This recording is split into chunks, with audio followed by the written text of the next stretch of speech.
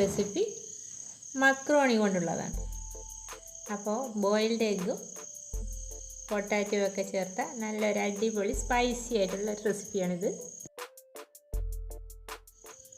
ഒരു പാൻ ചൂടാകുമ്പോൾ ഒരു 3 ടേബിൾ സ്പൂൺ ഓയിൽ ഒഴിച്ച് കൊടുക്കാം. അതിലേക്ക് 1 കപ്പ് തക്കാളി ചെറുതായി നുറുക്കിയത് ചേർക്കാം.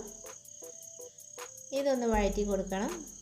ഇനി ഇതിലേക്ക് ഒരു നുള്ള് മഞ്ഞൾപ്പൊടി ചേർത്ത് ഒന്നുകൂടെ ഒന്ന് വഴറ്റിയെടുക്കാം. തക്കാളി വെന്ത് നല്ല സോഫ്റ്റ് ആവുന്നത് വരെയൊക്കെ നമുക്ക് തന്നെ ഒന്ന് മൂടി വെച്ച് വേവിച്ചെടുക്കാം.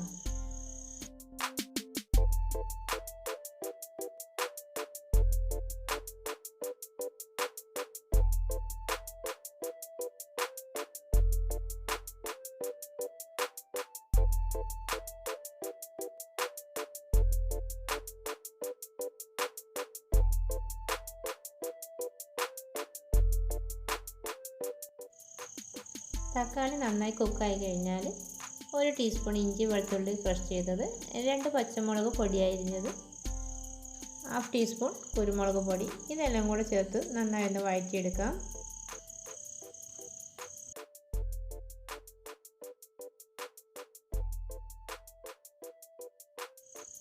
ഇതെല്ലാം നന്നായിട്ട് വഴന്ന് വന്നാൽ നമുക്കിതിലേക്കുള്ള പൊട്ടാറ്റോ ചേർത്ത് കൊടുക്കാം. ചെറുതായി നീളത്തിൽ അരിഞ്ഞ പൊട്ടാറ്റോ ആണ് ചേർത്ത് കൊടുക്കുന്നത്.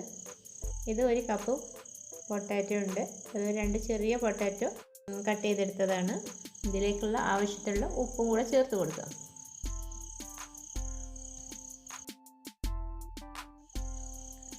ഇനി ഇതൊന്ന് മൂടി വെച്ച് കൊടുക്കാം.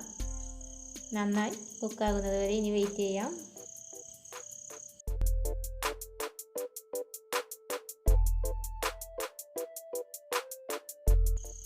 ഇപ്പോൾ പൊട്ടാറ്റോ തക്കാളിയും എല്ലാം നന്നായിട്ട് കുക്കായി വന്നിട്ടുണ്ട്. ഇനി ഇതിലേക്ക് നമുക്ക് മക്രോണി ചേർത്ത് കൊടുക്കാം. 1 കപ്പ് മക്രോണി ഉപ്പ് ചേർത്ത് വേവിച്ചെടുത്തതാണിത്. ഇത് ഇനി ഇതിലേക്ക് ചേർക്കാം.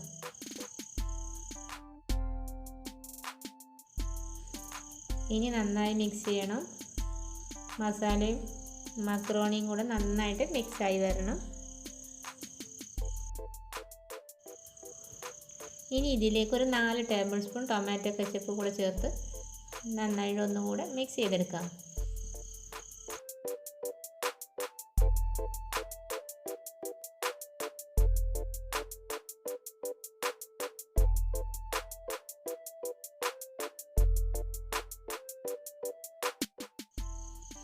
ഇനി കുറച്ച് കറിവേപ്പില നുറുക്കിയത് ചേർത്ത് കൊടുക്കാം.